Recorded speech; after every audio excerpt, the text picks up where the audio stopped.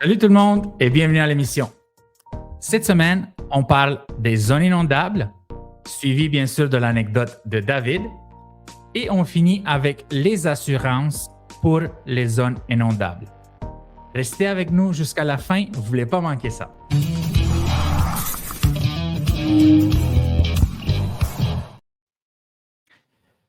David, la date du 27 avril 2019 a été marquée au feu rouge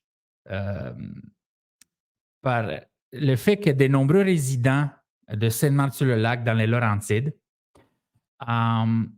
ils ont eu une très grande inondation. Donc, c'est la digue du lac de Deux-Montagnes qui a cédé et il y a plus de 6 000 citoyens et plus de 2 500 maisons qui ont été inondées. Donc, 6 000 citoyens qui ont été évacués et 2 500 maisons qui ont été inondées. Et les nouvelles ne sont pas bonnes pour les propriétaires de ces habitations-là. Et j'aimerais commencer, David. Est-ce que tu as eu des connaissances ou des clients qui ont eu cette mauvaise expérience, qui vivaient là ou qui connaissaient des gens qui vivaient là? Je ne connaissais pas personnellement des personnes qui étaient là, mais moi, j'avais un de mes chums proches qui habitait à Sainte-Marthe, là, mais lui, il n'a pas été touché. Il y avait là, on va le voir plus tard, là, mais il y a un tiers de la population qui a été touchée, là, à peu près. Fait que lui était en nouveau développement, il était chanceux, il n'était pas là. Sinon, mais ouais, je connaissais des personnes qui connaissaient quelqu'un qui avait. Puis après ça, moi, après cet événement-là, éventuellement, j'ai évalué des maisons là-bas, qui avaient eu des inondations graves. Là. On va en reparler plus tard, là, mais ouais, c'est ça mon expérience avec ça. OK. Moi, j'ai eu quelques amis qui, quand je suis arrivé au Québec avec ma famille, on a habité à Saint-Eustache, donc c'est vraiment voisin. Lac de Montagne et tout ça, je connais très bien. Ah ouais, moi aussi. Et ma jeunesse que j'ai passée à Oka et tout ça. À Saint-Eustache. À Saint-Eustache, c'était l'autodrome, le marché aux puces. C'était the best. Saint-Eustache is the best place au Québec. Une petite plug. David, j'aimerais clarifier pour les gens c'est quoi une zone inondable. Je vais te lire une définition officielle et tu me diras ce que tu en penses ou si tu veux rajouter des choses. Donc, une zone inondable est une étendue de terre occupée par un cours d'eau lorsque celui-ci déborde de son lit. Okay? Lors des crues, ces zones sont susceptibles d'être recouvertes par l'eau, ce qui peut entraîner des inondations. Et au Québec, les informations pour les zones inondables sont disponibles sur le site web qui est appelé IGO2, Géo-Inondation. On ne voit pas l'article, si tu peux la mettre. Oui, bien sûr. Donc, on est là. Oui, exactement. Donc, ce site-là qui nous montre sont où les zones inondables. Là, ça a été mis à jour, ça. En tout cas, depuis Sainte-Marthe, il y a en fait une grosse mise à jour des zones qui pouvaient être inondables depuis l'événement de Sainte-Marthe. Là. Exactement. Mais ce que c'est... donc, c'est ça l'article? Ouais. Pour la digue qui a cédé. On la voit ici très bien. Ah ouais. Que j'aimerais parler avec toi, c'est que quand on achète une propriété, sur le certificat de localisation, c'est supposé d'être indiqué zone inondable 0 à 20 ans ou 0 à 100 ans, si je me souviens bien. Exact. Ou pas de zone inondable. Ouais. Mais ce qui s'est passé ici, et une des raisons pour laquelle j'ai voulu faire ce podcast sur cet article, bon, premièrement, c'est à Sainte-Marthe, c'est proche de où j'habitais avant, mais aussi c'est que les mesures gouvernementales ont aidé, c'est sûr, mais un point qu'on a trouvé, c'est que il y a beaucoup de gens qui ont acheté en croyant que c'est une zone non inondable. Bien là, c'est ça. Ça, c'est la grosse particularité, tu sais, des gens à Sainte-Marthe, c'est que c'était pas une zone inondable. Mais, tu sais, l'affaire, c'est que la digue, c'est pas naturel, là. C'est un genre de mur fait par les non naturel qui empêche l'eau, tu sais, d'aller sur ces terres-là. Fait que là, ils ont fait ce mur-là. Puis après ça, ils ont développé Sainte-Marthe. Mais c'est ça qui est vraiment triste, là. Les gens, ils achetaient dans un secteur qui était sûr. Tu sais, comme tu ajoutes une petite maison de banlieue, tu n'as aucun cours d'eau proche de chez vous. Puis du jour au lendemain, t'es inondé. Tu sais, c'est ça qui était vraiment triste. Puis c'est la responsabilité du gouvernement, on s'entend.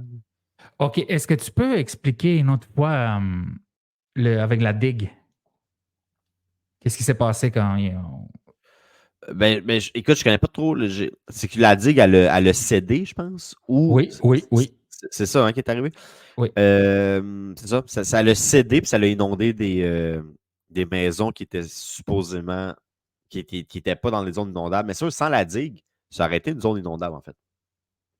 Juste que Exact. là, avec la digue artificielle, ça l'a lâché, puis la zone non inondable est devenue inondable. Mais là, là, ils l'ont réparé. Fait que là, tu peux racheter à cette place-là en pensant. Là, oui, il y a des maisons qui ont eu des sinistres, là, mais ces maisons-là sont encore supposément en zone non inondable. Exact. Exact. Et le deuxième point, c'est que Québec, le gouvernement du Québec avait aidé les gens avec une aide qui pouvait atteindre 17,5 millions de dollars. Mais il y a quand même des gens Mais qui. il y avait un maximum, je pense, Dragoche, par rapport à ça. Là. OK. Un maximum de pourcentage ou de. Parce que je comprends que Ouais, les propriétaires qui sont admissibles pour obtenir appel de l'institution financière un prêt hypothécaire pouvant atteindre 95 c'est de la ça. valeur marchande. Fait que ça Ça, c'est parce dépendait. que parce que le seuil habituellement autorisé était de 80, donc ils ont aidé avec un 15 de plus, Ouais. right? Mais est-ce qu'il y avait aussi des chèques pour aider les sinistrés? Mais c'est ça, je pense que ça peut atteindre jusqu'à 200 000 Moi, je me rappelle de ce temps-là, c'est l'article de 200 000 tu sais, qui Oui, c'est donnait ça qu'on aux voit gens. ici, oui. Ouais. OK. Donc, lorsque ça s'est passé en 2019, le gouvernement a aidé pour le montant que les gens pouvaient refinancer probablement ou même Ouais. acheter, right? Ouais. Quelqu'un qui refinance ou achète peut aller jusqu'à 95 à place de 80, mais aussi avec un chèque qui pouvait atteindre 200 000 Exact. Puis moi, là, tu vois juste après, tu sais, mais à ce jour, la majorité des sinistrés de Sainte-Marthe-sur-le-Lac n'ont reçu qu'une partie de l'assistance financière promise par Québec. Puis là, c'est ça. Moi, j'avais lu des articles dans ce temps-là. Il y avait une madame, parce qu'une propriétaire, n'était pas capable d'avoir l'argent. Fait que, tu sais, ça, c'était horrible, là. Sa maison parce que là, il faut comprendre, tu sais, mettons, là, ceux qui étaient vraiment proches du lac, là, l'eau, mettons, dans le sous-sol, là, elle s'est remplie au complet. Là. Tu sais, l'eau, dans le fond, je me rappelle pas c'était quoi la hauteur, là, mais j'avais visité une rue m'amener, puis tu voyais la démarcation sur la brique, tu sais. L'eau qui était à la hauteur tu sais, du rez-de-chaussée de la maison. Là. Fait que c'était vraiment. Tu sais, la maison est quasiment perte totale. Là. Ton sol, il faut tout tu strippes ta maison complète. Exact. Tu sais, le béton et la brique est bon, mais le bois, toute l'humidité, tu sais. C'est ça. Puis cette madame-là n'était pas capable d'avoir l'argent. Il fallait qu'elle ait un papier, puis pour ce papier-là, je me souviens plus c'est quoi exactement, mais c'était bien difficile en tout cas. Fait que c'était pas parfait, là, les promesses du gouvernement. Là. Fait Exact. que c'est ça. Puis ça, les autres, ils n'étaient pas en zone inondable. C'est ça qui est vraiment triste. Là. Mm-hmm. Et ces gens-là maintenant qui décident de continuer de vivre là, ils vont avoir une nouvelle plus ou moins bonne. C'est que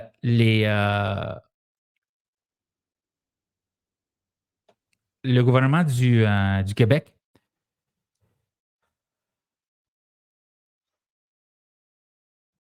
va changer. Donc, la cartographie des zones inondables sera mise à jour à l'automne 2024 Exact. Mais par le avant gouvernement ça, du Québec.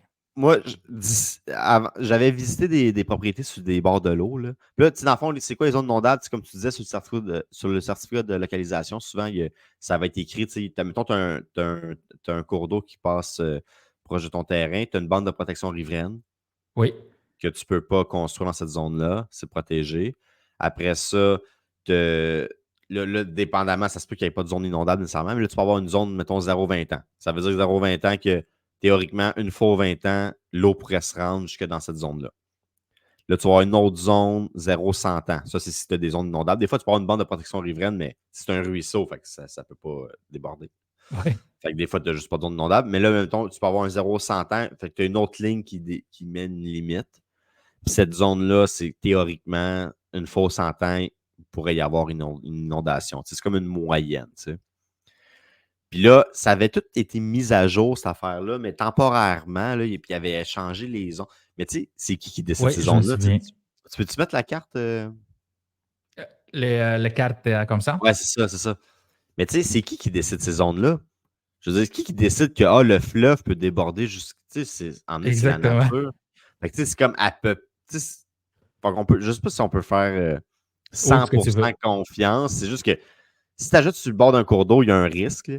Puis après ça, la zone, ben là, il y a quelqu'un qui a dit ben le 0-100 ans, une fois 100 ans, c'est jusqu'à là que ça peut déborder. Il doit y avoir un calcul, des méthodes, mais ça ne doit pas être 100%.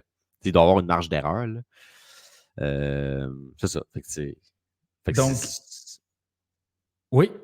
Ben, c'est juste pour dire, des fois, moi, je sais que j'avais visité un terrain, puis il y avait une zone vraiment loin, mise à jour. Plus l'arpenteur, il voulait pas, vu que c'était comme, il voulait pas faire le nouveau certificat parce que les zones n'étaient pas, ils étaient pas à jour. Fait que c'était bien compliqué. Puis, honnêtement, je pense pas qu'il y avait de risque avec cette maison-là, mais la nouvelle zone était à telle place sur le terrain, était rendue proche de la maison.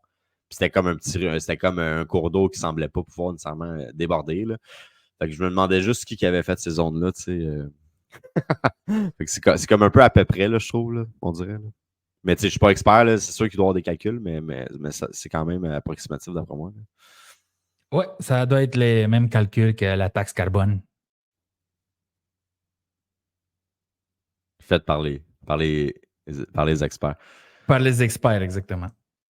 Puis, tu sais, en plus, Et avec tous les changements climatiques, tu sais, la zone 0-100 ans, peut-être c'est maintenant une zone 0-20 ans. Tu sais, des fois, on ne peut pas exact. prévoir. Tu sais, il y avait eu des inondations après ça à Berthier, là, comme quasiment chaque année. Là, ben, la chute de Seine-Marche, je ne sais pas si tu avais été sur la 40 là, vers Trois-Rivières. Là.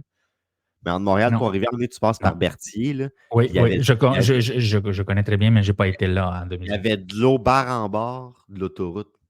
Mais l'autoroute était surélevée. Mais tu sais, le reste des terrains était plus bas que l'autoroute. Là. Puis il y avait de l'eau barre en bord, vraiment dans les champs, là, à des centaines de mètres plus loin. Oui, oui, non, non, ça, je me souviens. Oui, oui, oui, oui. Man, OK, tu sais, je croyais que tu dis par-dessus l'autoroute. Je me souviens non, pas non, d'avoir c'est vu ça. ça. Moi, je roulais, mais il y avait de l'eau autour de ce que je Oui, roulais. Là, oui, oui, oui. Puis, tu sais, c'était pas des zones inondables, ces champs-là. Là. Fait que, tu sais, l'expert qui avait dit que 0-100 ans, mais là, ça risque d'être plus fréquent que 0-100 ans. Là. Fait en tout cas, c'est sûr qu'il ne faut pas trop essayer de défier Mère Exact. Mais Nature. maintenant, c'est ça avec ce qu'on va regarder maintenant, c'est qu'ils ont, et ça va être modéré ou bas ou élevé. OK. Et on va regarder tantôt, mais je veux juste finir avec donc cette Seine-Marne, tu vois. Ouais. Je ne crois pas sincèrement que les gens qui achetaient ici, là, Chemin d'Oka, Ouais. Chemin d'Oka, c'est quand même loin, là. Mais non, mais C'est ça le n'a lac de aucun montagne. sens là, de dire que ça a Et là, tu inondé vois, jusque-là. c'est ça. Check, c'est la zone inondable est jusqu'à Chemin d'Oka, là. Exact. Mais là, ils l'ont laissé, malgré la digue, ils l'ont laissé maintenant. Fait que les maisons sont dans zone maintenant. Là. Oui, bien sûr, oui. C'est Oui, ça il y a qui est beaucoup de fou. Là. maisons. On parle de 2500 propriétés qui sont dans une zone inondable. Et c'est quoi que ça fait avec la Mais valeur marchande des là, propriétés? ça va baisser drastiquement. Là. Mais ça, cette zone-là, elle ne va pas changer. Ils ne vont pas comme l'enlever, mettons. Non, en ce moment, c'est ça. Même si la digue est là qui protège. Oui, exact. C'est Que, ça. En ce moment, c'est ça que c'est. que- OK? La zone inondable. Je voulais te montrer. Mais la première affaire, c'est que l'impact sur la maison, c'est que même si la maison n'était pas en zone inondable, si elle a eu le sinistre puis que l'eau montait en sous-sol de 1,5 mètre, mettons, il va falloir faire des tests d'air. Savoir, y a-t-il de la Ouais, moisissure dans la maison? Tu sais, même un coup strippé puis reconstruit. Fait que ça serait la méthode. Fait que ça peut baisser, ça peut perdre de la valeur parce que aussi les banques, c'est pas toutes les banques peut-être qui vont vouloir prêter pour ces maisons-là. Il y a des banques des fois plus capricieuses que d'autres. Après ça, il y a exact. les banques vont demander des tests d'air. Fait que c'est plus compliqué. Fait que ça peut impacter la valeur. Mais là, en plus, si la maison est dans une zone inondable, il y a un risque, même s'il y a la digue. Fait que c'est sûr que ça vient impacter. Mais après ça, il faudrait évaluer, dans un secteur donné, une maison dans une zone inondable, combien qu'elle se vend. Mais ouais, ça risque d'être compliqué, là. Ouais, exact. Check si tu vois ici, ce que je te disais. Donc, d'abord, ça, c'est l'article que je te parlais, là. Donc, les zones inondables de mauvaises nouvelles attendent les riverains en 2024. Donc, Ouais. la cartographie des zones inondables qu'on a regardée maintenant, là, elle va être mise à jour à l'automne 2024. C'est pas encore mis à jour. Fait que j'ai hâte de voir Non, Sainte-Marthe, qu'est-ce que ça va c'est donner, là. ça. Je comprenais ta question. Je comprenais ta Ouais, question. exact, c'est ça. C'est plus par rapport à ça, là. Parce que, tu sais, en Donc, tout cas, j'espère qu'ils vont l'enlever. Parce que la digue, elle devrait être bonne. Je ne sais pas c'est quoi le délai de vie de la nouvelle digue, là, mais. mais c'est ça parce que l'ancienne, c'est comme une digue végétale, là. Ah, Ce que j'avais compris. c'était naturel Oui, je crois que oui. ou semi-naturel, OK. Tantôt, je dis que c'est artificiel. Je me suis peut-être trompé, là. Je connaissais pas. Hmm. J'avais vu ça quelque part. Donc, c'est que la. Check. OK, c'est ça, c'est ça. OK, je me suis trompé tantôt, tout le monde. J'ai dit que c'était. Je pensais que c'était artificiel, moi. Non, maintenant, je crois que c'est comme ils ont Oui, mis là, ils l'ont fait. du Là. béton, je crois, ou quelque chose. Là. Ils ont mis de la terre, puis ouais, c'est ça. Ils ont fait des travaux, en tout cas, là, Oui, au oui, plus des vite. travaux, oui. OK, fait qu'ils pensaient vraiment que c'était pas une digue. Une digue. C'est vraiment une digue naturelle naturellement qui empêchait l'eau C'est de se ça. rendre là. Puis là, elle l'a brisé. Ouais, samedi soir, qui était la nuit d'avant. Une méchante catastrophe, OK. Oh, oui. Tu vois, une brèche entre 50 à 75 pieds s'est formée dans la partie végétale de la digue au bout Ah, ouais, de exact. 27e avenue. Si t'habitais là, t'étais sûr que t'étais protégé. C'est malade. Imagine.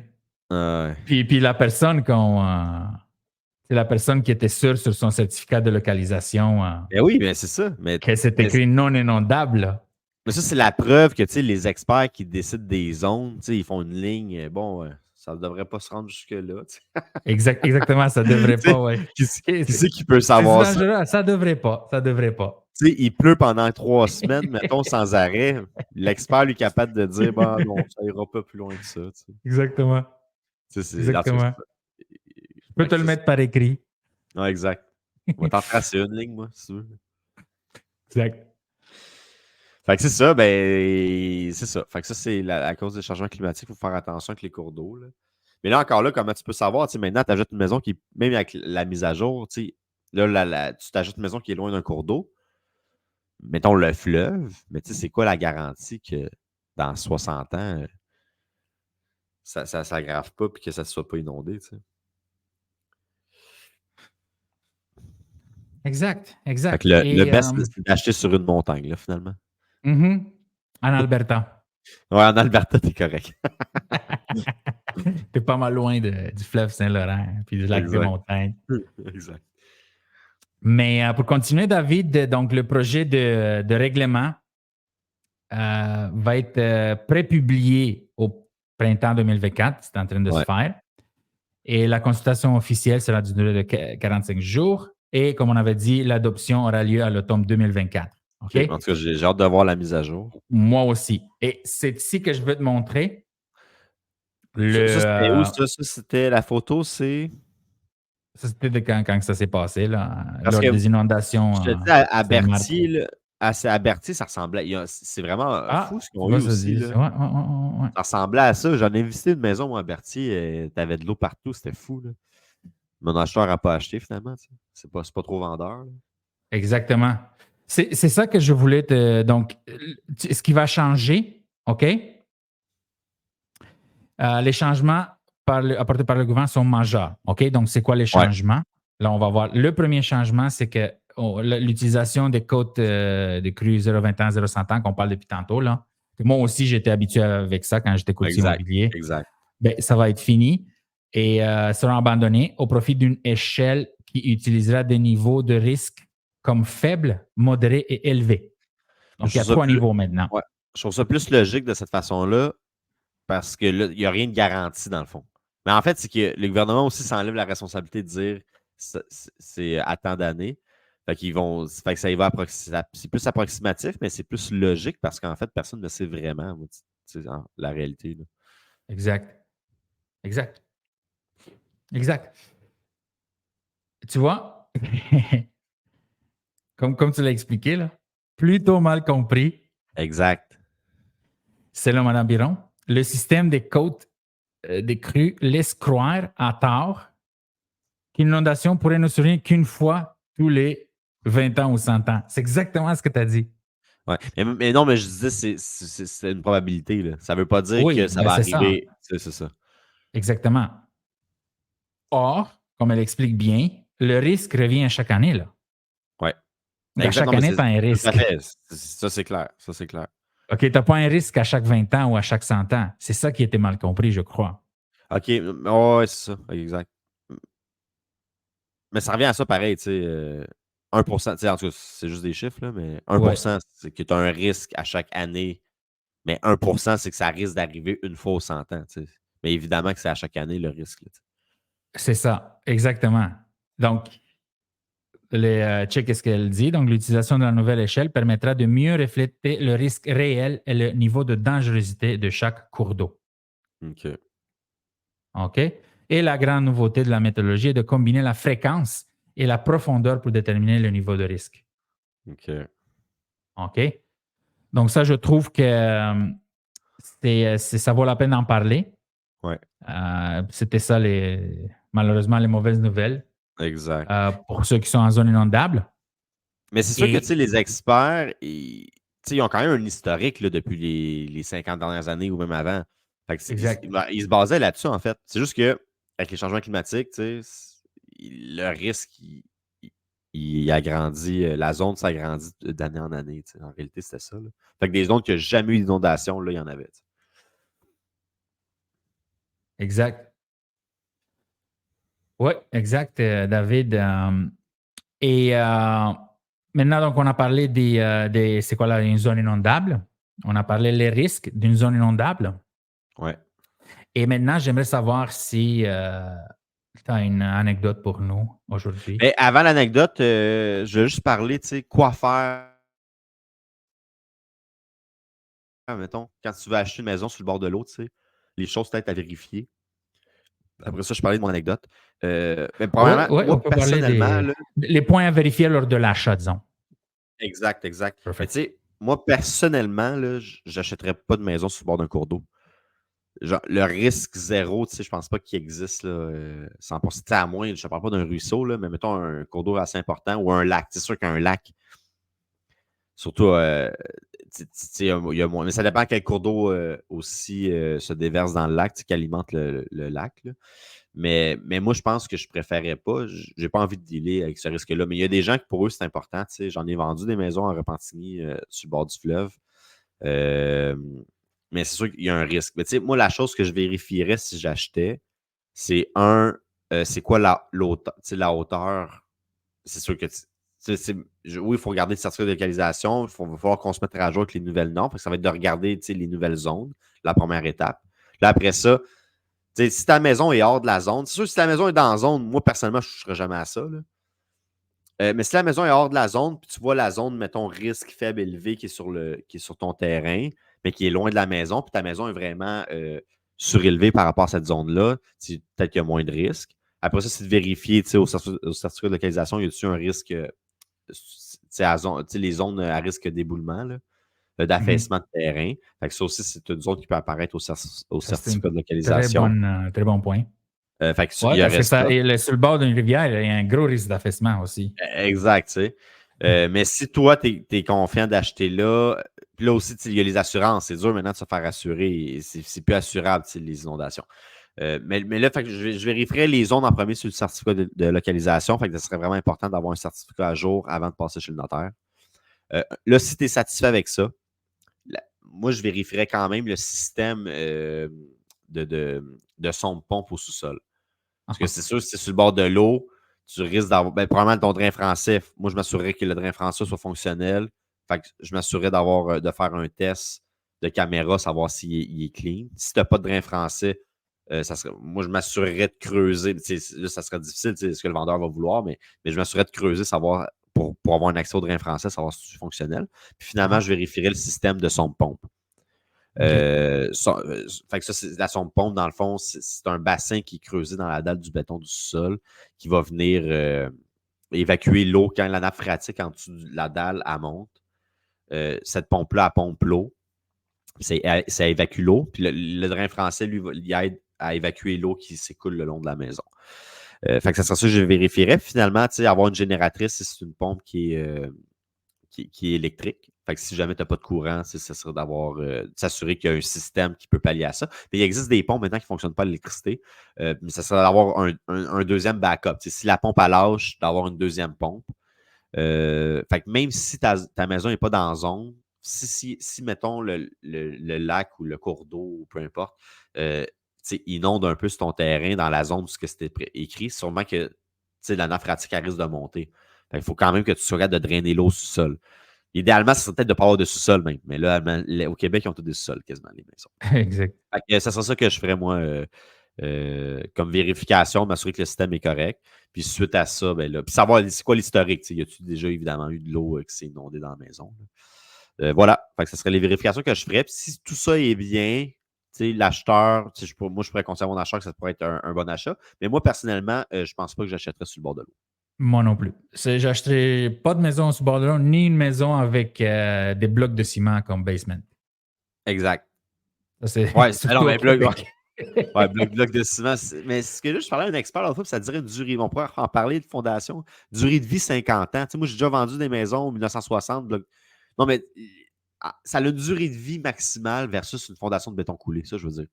Oui, mais me semble que même la fondation béton coulé, ça quoi, 120, 150 ans? Oui, c'est sûr que c'est pas 500 ans. C'est quand même long, c'est vrai. Ouais. Mais bloc de plus béton. Étanche, là. C'est ça, ouais. Mais bloc de béton, même si tu remets ta membrane, la durée de vie est moins longue. Mais moi non plus, j'achèterais jamais exactement, ça. J'ai pas pensé à ça. Mais j'en ai vendu une maison à Saint-Eustache. La rue, c'était tous des blocs de béton. C'était l'Eustache. Les clients, ils ont refait le drain français avec la membrane, puis ils sont corrects. Je voulais savoir, David, est-ce que tu crois que probablement tous les certificats de localisation, une fois à l'automne, va falloir qu'ils changent? Tout ça je parle de l'inondation à Saint-Marc, exemple, puis là, la carte va changer. Mais tous les certificats, je pense. Oui, tous les certificats de localisation sur les bords des cours d'eau devront être refaits, ou presque. Là. Les notaires, je pense, ne prendront pas de risque. Même si c'est à jour et que la zone ne s'est pas rendue jusqu'à toi. Oui, il n'y a pas eu de changement, exact. Peut-être dans ta maison, il n'y a pas eu de changement, mettons, puis tu avais fait ton certificat il y a 3 ans. Peut-être que ça va être correct. Mais ça se peut qu'il y ait des notaires qui l'exigent, peut-être. Ça serait une possibilité. Mais je sais que tous ceux qui avaient des zones sur le certificat qui l'ont fait dans la dernière année ou avant, ça va être à refaire parce que les zones vont tout avoir changé, d'après moi. Là. Puis là, c'est pas tous les arpenteurs qui veulent le faire. C'est quand même un job, ça coûte plus cher là, parce qu'il y a plus de. Il y a plus de travail à faire de la part de l'arpenteur aussi. Et c'est quoi l'anecdote? Oui, l'anecdote, c'est ça. Ben, il y a un mois à peu près, j'ai évalué une maison à Sainte-Marthe. T'as-tu la carte? Oui, bien sûr. Puis voilà. Écoute, je m'en vais évaluer cette maison-là. C'est un de mes bons clients. J'ai vendu pour lui. Il y avait des immeubles à revenus dans le coin de Repentigny. J'ai vendu je suis en train de vendre son 6plex, puis il a vendu son quadruplex. Là, tu vois le lac rectangle? Ici? Non, l'autre plus haut, là. Il est un peu plus petit. Ici? Non, mais l'autre entre les deux. Ici? Ouais, zoom là, c'est celle-là. Il était situé sur le bord de l'eau de ce lac-là. Il était sur la 43e avenue. 43e, ouais. Hey, puis lui c'est chiant parce que ça a eu un impact jusqu'à là, mais lui, l'eau a monté au sous-sol, mais pas énormément, tu sais. Mais il a quand même strippé son sous-sol au complet. Fait que là, je m'en vais évaluer la maison. Là, je regarde ça, tu sais. Ben, le premier, je l'évalue. Il ne me le dit pas, tu sais, qu'il y a eu une inondation. Là, je dis, non, avez-vous été touché sur votre rue? Il dit, oh, ouais, toute notre rue a été touchée, ceux qui étaient sur le bord de l'eau. Il dit, moi, ça montait en sous-sol, tout strippé. Il y avait son sous-sol, était écœurant, tu sais, au bout du jour. Je comprends bien, il avait tout refait. Là, je suis OK. Là, il dit, mais là, il dit, si je vends, moi, on le dit pas, là. Ben, voyons donc. Mais premièrement, moi, j'ai dit, écoute, si tu veux procéder de même, moi, je ne peux pas te représenter. Là. Parce que moi, on ne peut pas mentir. Mais j'ai dit, de toute façon, j'ai dit, peu importe le courtier que tu vas faire affaire, c'est sûr que ça va se savoir. Mais là, tu sais, premièrement, là, on avait la carte des inondations. Fait que, c'est en ligne, là. Fait que, de un. Puis de deux, tu sais, le voisin, mettons, le gars, il achète, il ne sait pas, mais exemple, là, tu as souvent quelqu'un qui n'est vraiment pas au courant de ce qui est arrivé à Sainte-Marthe. Là, il parle au voisin m'amener, puis il parle des inondations. Ça peut être extrêmement dangereux pour le vendeur. Mais puis là, lui, mon client veut vendre sans garantie légale de qualité. Lui, il dit, c'est pas grave, je vends sans garantie légale de qualité. Mais non. Parce que même si tu vends sans garantie légale de qualité, tu ne peux pas mentir parce que c'est de la fraude. Tu sais, la garantie légale de qualité, là, on pourrait faire un podcast là-dessus à m'amener, là, mais ça te protège des poursuites pour les vices cachés. Fait que ce serait pour les vices que ni le vendeur ni l'acheteur sont au courant. Voilà. Fait que c'est que tu ne sais pas que ça existe, ce vice-là. Un vice qui existe, mais que c'est le vendeur qui le cache, ça, c'est une fraude. Ça, c'est illégal. Exactement. Même si tu vends sans garantie légale de qualité, dans la déclaration du vendeur, tu ne peux pas mentir. Yep. Sinon, tu peux avoir des recours contre toi. Fait que tu n'es pas à l'abri là, de vendre sans garantie légale de qualité. C'est pas une affaire magique là, que tu peux vendre et que là, tu caches des affaires et que tu n'auras jamais de problème. Si tu as fraudé, même si c'est sans garantie légale de qualité, l'acheteur peut avoir des recours contre toi. Mais bref, malgré tout ça, je pense que cette rue-là, ça peut quand même se vendre cher, cette maison-là, parce que les inondations n'étaient pas si pires. Puis, c'est ça. Je ne sais pas si sa maison va rentrer. En tout cas, ça serait de vérifier est-ce que sa maison va être dans une zone inondable à partir de maintenant. Mais voilà. Fait que finalement, je l'ai conseillé que non. Il n'a pas encore mis sa maison à vendre. Je risque de le représenter si c'est le cas. Mais il va tout déclarer ce qu'il a déclaré. Puis il n'y aura pas de fraude de son côté. Il était bien content que je l'aide de ce côté-là. Puis je suis sûr qu'il va avoir un super de bon prix pour sa maison. Je suis convaincu. Moi aussi. Je suis convaincu. Avec un bon courtier comme toi, David. Exact. Mais... on est en business. Exact. On ne peut pas vendre au-delà de la chaveur marchande pareil, même si c'est le meilleur des courtiers sur la terre. Voilà. Les acheteurs sont quand même éduqués, mais je suis sûr qu'il va avoir un bon prix. Oui. Et le marché de ce temps-ci, ce qui est pour les vendeurs à Saint-Marthe, ou c'est équilibré ou les acheteurs? D'après toi? Tu répètes la question, excuse-moi, Dragoche. Oui, le marché, est-ce qu'il avantage les vendeurs ou les acheteurs ou équilibré à Saint-Marthe? Ça dépend où. Parce que même moi, dans le marché de vendeurs, là, dans le temps là, de la COVID, que c'était les surenchères de fou, j'avais des acheteurs qui magasinaient à Sainte-Marthe. Uh-huh. Et à chaque fois qu'on arrivait, mettons, ils m'envoyaient des maisons, mettons, à Sainte-Marthe.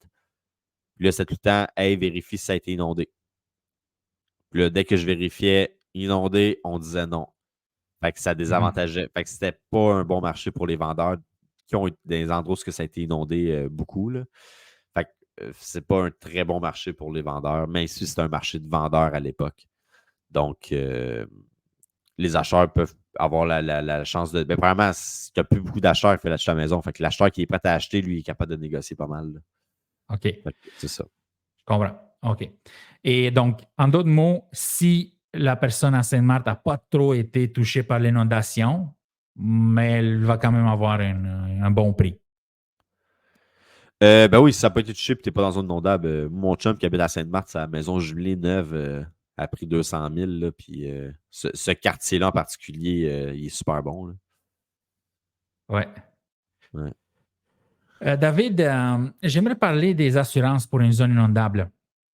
Donc, pour s'assurer pour les inondations, donc une personne, il faut ajouter une protection additionnelle, un avenant au contrat d'assurance habitation.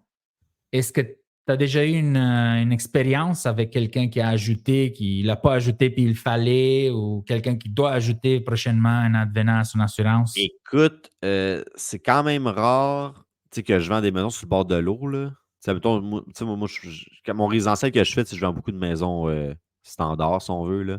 C'est pas nécessairement du haut de gamme, j'en fais des fois, mais la majorité des maisons que je vends, il n'y a pas ça. Puis après ça, la partie assurance, c'est pas moi qui s'en occupe. Mais là, je viens de penser à une affaire, par contre.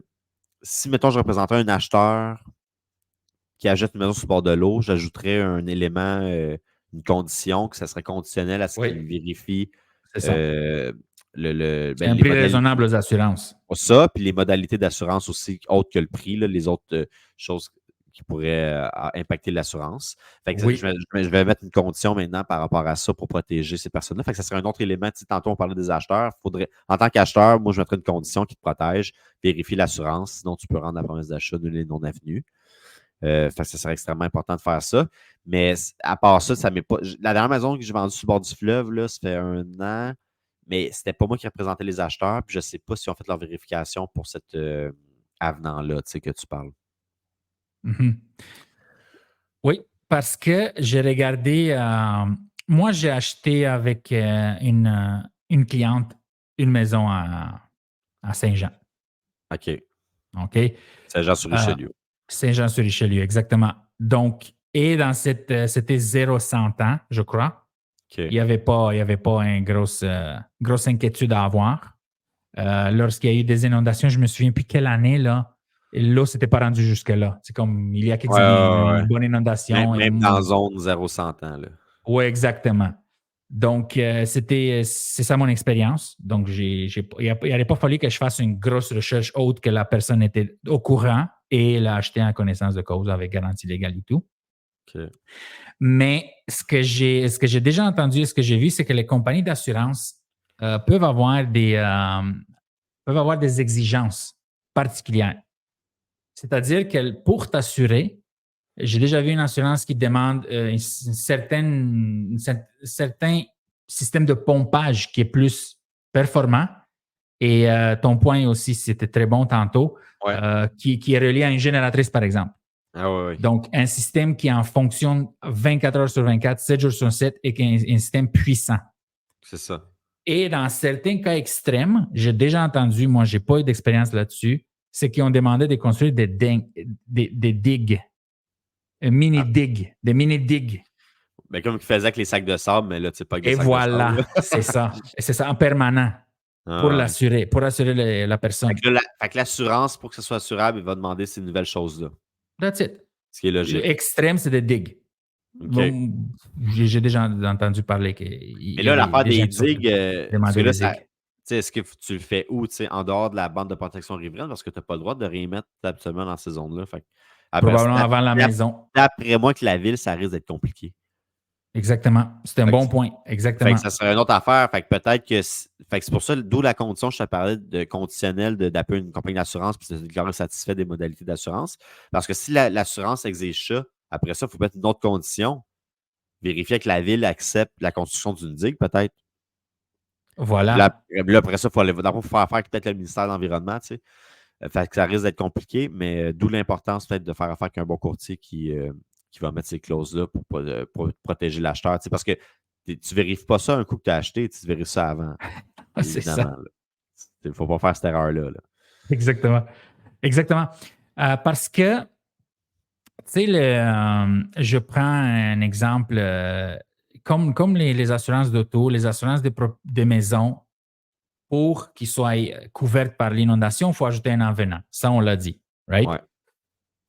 Mais j'ai un point que je vois, c'est que le débordement d'un cours d'eau peut être couvert par un avenant au contrat d'assurance habitation. Oui. Plusieurs assureurs offrent cette protection. Oui. Les règles de souscription et de tarification peuvent varier d'une compagnie à l'autre, bien sûr. Et la décision d'une compagnie d'assurer ou non une propriété dépend généralement du risque qu'elle représente. Comme on avait dit tantôt, tu as donné un exemple, si tu es plus haut, plus bas, plus loin, OK? Donc, mais le point, ce que je veux amener, c'est qu'à défaut d'avoir une assurance privée ou un montant d'assurance suffisant, un assuré qui subit un dommage à la suite d'une inondation pourrait avoir accès au programme d'aide financière du ministère de la Sécurité publique. En d'autres mots, les gouvernements peuvent aider ce qu'ils ont fait à Saint-Marthe, qu'on a parlé, jusqu'à 200 000 et la possibilité d'avoir une hypothèque à 95 % en place de 80. Mais ce n'est pas toujours le cas. Bien, évidemment que si la maison est déjà cartographiée dans zone inondable, peut-être le gouvernement ne fera rien. Voilà, c'est ça mon point. C'est que c'est comme une zone grise, là, tu sais. C'est comme j'ai déjà visité une maison, moi, dans zone d'éboulement ou de glissement de terrain. Mais là tu es dans la maison, tu te dis, ouais, j'espère que c'est pas aujourd'hui qu'elle va tomber. mais c'est le même principe. S'il arrive un accident puis tu le savais, spécial pareil. Là. Fait que c'est pour ça, là, si tu prends le risque d'acheter une maison qui est un peu dans la zone inondable, tu n'as aucune protection. Oui. Et c'est sûr que lorsqu'il y a un incident, une réclamation, les prix augmentent beaucoup. Exact. Mais là, tu sais, exemple, moi, mes parents, ils ont un chalet sur le bord d'un lac. Mm-hmm. C'est un lac de tête. Ça, c'est quand même rare au Québec. Là. Parce que dans le fond, c'est que le lac de tête, c'est le premier cours d'eau. Il n'y a aucun cours d'eau qui se déverse dans ce lac-là. C'est le premier point d'eau qui se déverse dans les autres cours d'eau. Fait que c'est un lac en altitude. Puis c'est l'eau des montagnes naturelles qui fournit l'eau du lac. Mais tu sais, ce lac-là, ils ont un barrage là, sur le lac. Là. Mais tu sais, il ne risque jamais d'avoir d'inondation là. C'est le premier point d'eau. T'sais, dans le pire des cas, si le barrage il lâche, le niveau du lac va baisser. Fait que, dans cette situation-là, moi, je pense que ça serait. C'est pour ça que tout dépend de la situation, qu'est-ce que tu achètes aussi. Là. Mais mettons, le fleuve Saint-Laurent, c'est assez, je te dirais, imprévisible. Exactement. C'est très bien, David. Je crois qu'on a fait le tour. Ouais. Très bien et très précis. Et que c'est un sujet délicat et très pointu. Je crois qu'on a réussi à bien expliquer. Et j'aimerais dire aux gens si c'est votre première fois, les gens qui nous écoutent, si c'est votre première fois à cette émission, prenez le temps, s'il vous plaît, de vous abonner à la chaîne et de liker cette vidéo. Ça va aider avec l'algorithme et que les gens découvrent notre émission. David, est-ce que tu as d'autres choses à ajouter pour ces deux sujets? Si jamais vous avez des questions, n'hésitez pas à m'appeler. Ça va me faire plaisir de vous répondre. davidchaussys.com sur mon site Internet. Mon courriel est disponible. Mon numéro de téléphone cellulaire 514-433-2925 et sur le site Internet aussi, davidchaussys.com. Ça va me faire plaisir de vous aider. C'est super, David. J'ai beaucoup apprécié, comme à chaque semaine, Parfait, moi aussi, Dragoche. Ça a été vraiment cool. Et c'est tout pour cette semaine. On vous remercie beaucoup pour votre écoute et votre soutien. Et on se revoit la semaine prochaine.